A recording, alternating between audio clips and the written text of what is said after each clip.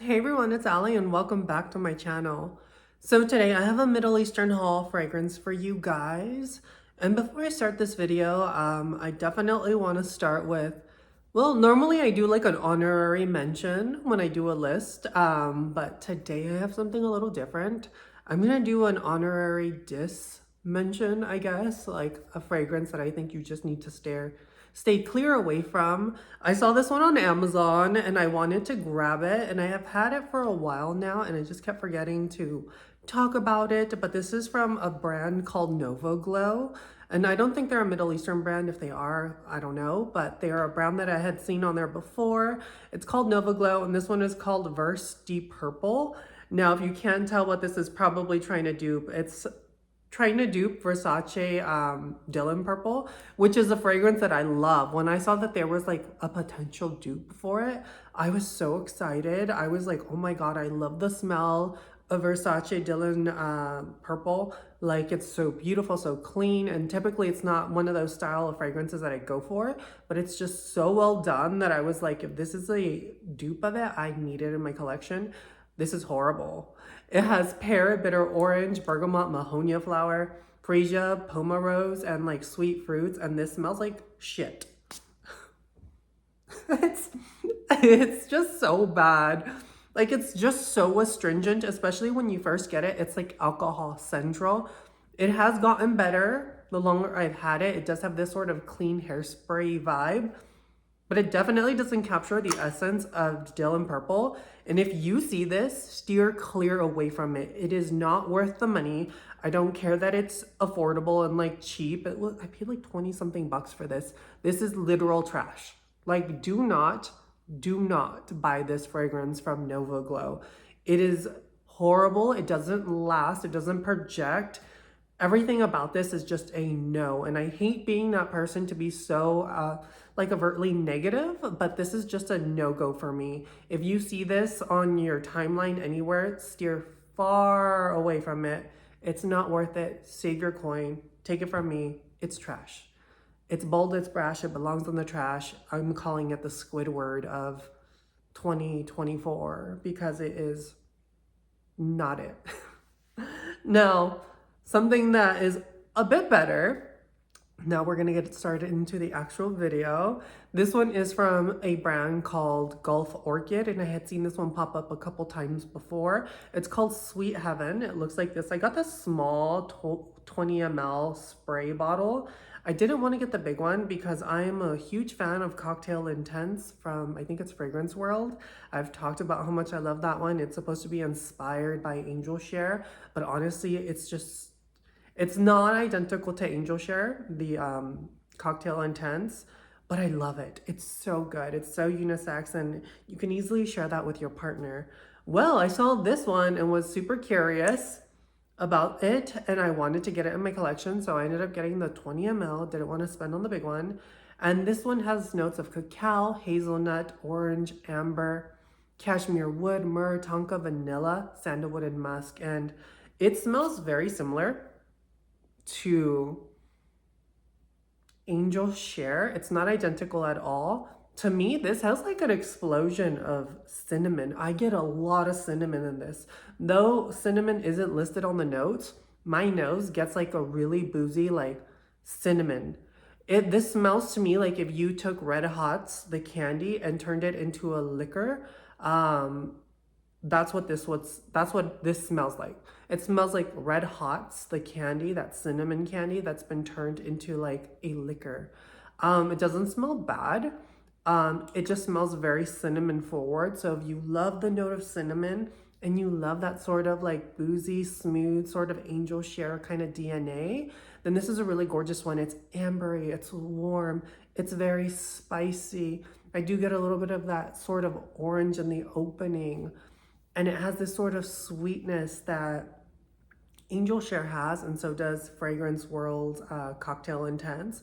It shares that sort of quality to it. And I think this is really nice.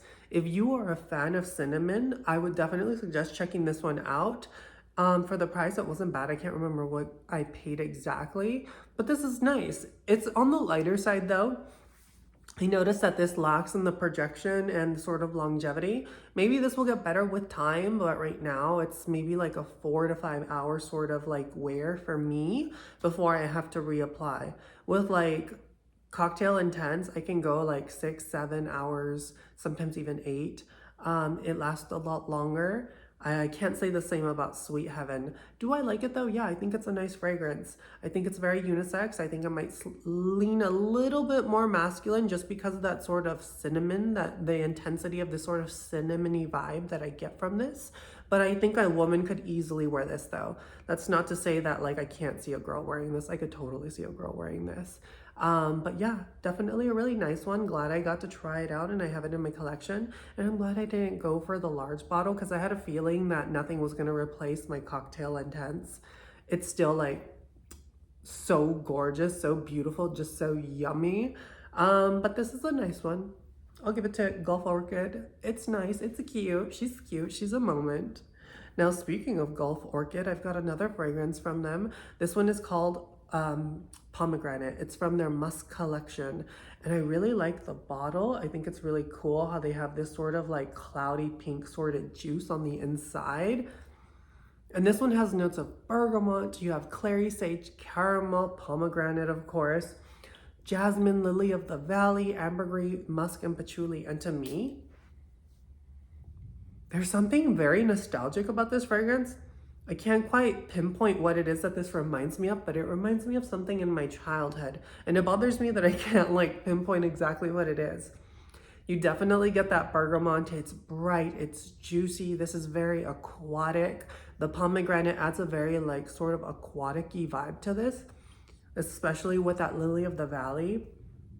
There's a very clean element to this fragrance. It's pretty, I do like it. Is it anything like groundbreaking? No. Is it anything kind of like special? No. But do I like it? Yes. Is it my style of fragrance? No. But I still like kind of enjoy it.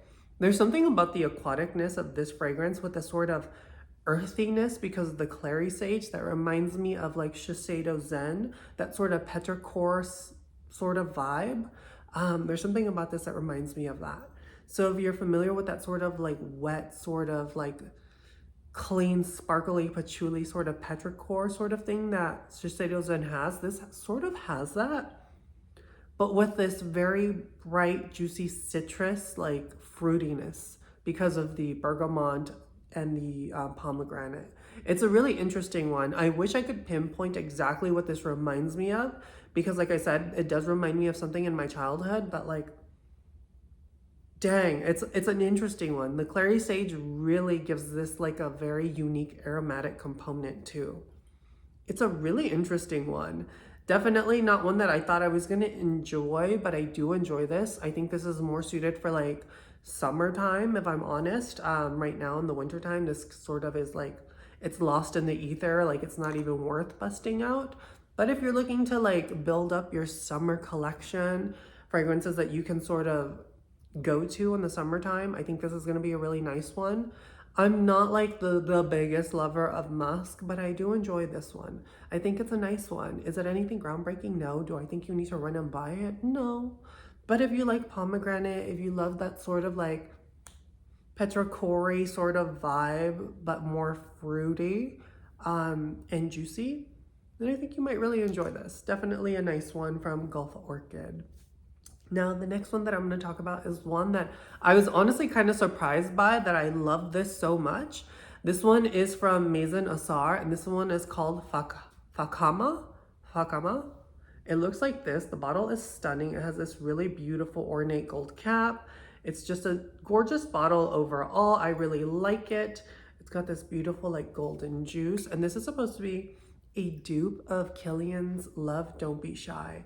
Now, those of you that know, I have owned Kilian's Love Don't Be Shy.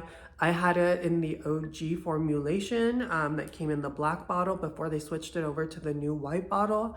I had a vintage formulation and it came in the coffin and everything. Beautiful fragrance, but I never wore it. I just wasn't really that blown away by it. I know that might be a lot for some people to take in because there are some real ride or dies for Love Don't Be Shy. I kept it just because it was like so hyped. I ended up selling that fragrance in my collection, even though it was worth a lot of money, especially since it was a vintage formulation. I sold it, and I sold it for quite a bit of money. And I only sold it because I was going through my divorce, as most of you know, and I was trying to get away from my ex-husband. It was a really gnarly situation, and I was sort of in like danger mode and really needed to get away. So I ended up selling it because I really needed the money, and I was super sad that I did because it was just one in my collection that just made me happy and was sort of a milestone in my collection, but I never wore it. I wasn't really that blown away by it. But I'm not gonna lie, like this is a really good dupe for that fragrance, and there's something about this one that I much prefer over the original, and I know that's like blasphemous. I know, trust me, I know. Don't shoot the messenger, but just, I know. There's just something about this one that is so addictive. You have a gourmand accord, orange flower, you have vanilla, white flowers, you have musk, and oh my God, you guys. This is what I was hoping like Love Don't Be Shy would smell like, and I know that sounds horrible to some of you because like I said, some of you are just so ride or die, but this smells so beautiful.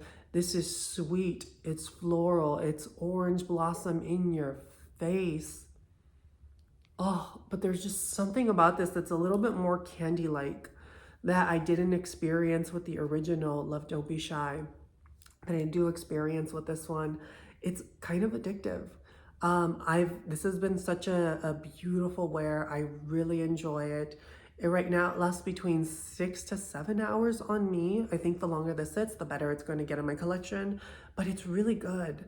Like, I have to give it to them. Like, they did an amazing job with this. I don't know what they put in this one to make it so much more addictive, but to me, this is addictive, and I really do enjoy this one. Maison Asara, or Asar, I can't even say it. Maison Asarar, you did it with this one. I think this is a 10 out of 10. I think if you are a lover of orange blossom, orange flower, Love Don't Be Shy, that sort of DNA, you really need to get your nose on this because you might be pleasantly surprised. I was with this one, and honestly, this one left me kind of shook. I was like, wow, I really do enjoy this DNA, and I am really happy to have this one in my collection. Definitely a 10 out of 10 for me personally. Now, the next one that I'm going to talk about was one that I had seen online, super hyped by everyone. I was sort of like, I need to see what the hype is behind this one. Is it as good as everyone says? So I needed to get it. I just needed to know. So I took the plunge. I bought the fragrance, and this is from Lattafa. This is Terak Intense. The bottle looks like this, really bougie, really fancy. The top kind of reminds me of like the Killian cases for Good Girl Gone Bad, how, you know, they have the white case with the golden snake that has the sort of little diamond eyes. I have the case for mine. I bought mine with a case, and it just sort of reminds me of that. So I don't know. I enjoyed that little thing about it, but saffron, bergamot, plum liqueur, cinnamon, amber, tonka, and benzoin is what you have in this fragrance. And there was a lot of hype behind it. And I just, like I said, I needed to know, was it good? And this is such an interesting fragrance. It definitely is pulling sort of like I don't know why I was saying Love Don't Be Shy, not Love Don't Be Shy. It pulls sort of Angel Share vibes. It smells like it was inspired by Angel Share, but with like a plum note. And it's so interesting because I don't get much of the plum note, but my partner, when he smelled this, he was like, is that plum? And I was like, what the hell? Like, and he knows nothing about perfumes. He's not like, he doesn't have a nose like for that sort of thing. And the fact that he could pick up the plum kind of blew my mind because my nose doesn't really pick up plum. I don't think this is as plum forward as I was hoping it was gonna be. To me, this pulls off a little bit leathery on my skin, which I was sort of surprised, like a leathery suede sort of vibe, which I wasn't expecting. To me, this smells like Baby Cat from, I think it's YSL. If that had a baby with Angel Share, that's what you would get with this. It definitely has that sort of like peppery, sort of like almost leathery vanilla with this sort of like boozy undertone that's sweet and well-rounded, like Angel Share. I think it smells like a combination of those two fragrances. So if you're a fan of Baby Cat and you're a fan of Angel Share, this fragrance is very reminiscent of those two mixed together, if that makes sense. And if you like those, then definitely do yourself a favor and check this out. I don't have much to say about this one. Do I think the hype is like real with this one? I think it was a little overhyped, I'm not gonna lie. Like, I think people were just kind of like, everyone's trying to get their coin, especially right now with the way the world is and how hard everything is. People be trying to get their coin and trying to get people to spend. Do I think you need to run out and get it? No. Do I think it's good? Yes. Do I enjoy it? Hell yeah. Like, I really do enjoy it. I think it's nice. I think it's unisex, leaning a little bit masculine because of this sort of like leatheriness that comes out in this fragrance. Even though there's no leather notes, it comes off to me and my nose and on my skin a bit leathery. So keep that in mind if you're gonna get this. You have to really enjoy like a sort of leathery vibe. Not bad though. I really like it. Terak Intense by Lattafa. I think it's a good fragrance, but like I said, I think people were overhyping this one just a lot. You know, like I see you guys on TikTok being like, this is the next best thing since sliced bread. My ass, but it's good. I mean, it's good. Don't get it twisted. It's good. It's a good fragrance, but it's not what they're telling you. Just keep that in mind. But if you like Baby Cat, you like Angel Share, you're probably gonna really love that. Now, the last one that I'm gonna talk about is one from Aroma Concepts. This one is Jari. This one was in collaboration with Daniel Renee. I needed to know if this was good or not. You've got orange, passion fruit, bergamot, cotton candy, coffee, brown sugar, heliotrope. You have honey, lily of the valley, vanilla, and tonka. It smells very similar to Angel by Mugler. And I've seen a lot of people say that, and it's true. It does smell like Angel by Mugler. But what's interesting is that this one is a lot brighter because of the orange and the passion fruit. It adds this sort of tart juiciness to the fragrance that I think is a little odd. Because it is that sort of like warm patchouli, almost gourmand sort of thing, but it's very bright in the opening. It's tart, it's a little tangy. It's like an amalgamation of different fruits that are tart and tangy, like the bergamot, the orange, the passion fruit, that just smell kind of like strange, but like in a good way, if that makes sense. And then it starts to settle down and you get a little bit more of that sort of coffee, that sugariness from the brown sugar, that sort of candy-esque feel. And it starts to sort of morph into like a brighter version of like Angel by Mugler. Definitely still have that sort of earthiness to this too. There's something about this that reminds me of like, it almost smells like it has patchouli. There's something about this that is kind of earthy and grounded, like you find in Angel Share. Why do I keep going to Angel Share? Like you find in Angel by Mugler. It's a really interesting one. I think it's pretty. I think it's nice. Do I think it's like mind-blowing? No. Do I think it's a really good fragrance? Yeah, I think it's a really nice fragrance, especially if you like sort of like, yeah, Angel by Mugler. This is a brighter, juicy, tart version of it that sort of settles down into a sort of similar-esque vibe. I think this is very unisex. I think a man or a woman could easily rock this fragrance. Do I think it's going to be polarizing? Yeah. I think it's not going to be for everybody. You really have to like the DNA of, what is it called? Why am I blanking so hard? You really have to like Angel by Mugler. If you like Angel by Mugler, then I would say this is a safe blind buy. If you don't and you struggle with that sort of vibe, then I would definitely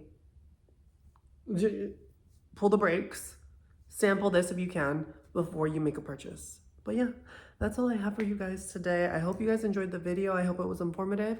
Definitely like and subscribe, and you can always follow me on Instagram. I'm under Goddess on Neptune, same on Threads. And yeah, until next time, I will catch you guys later. Bye.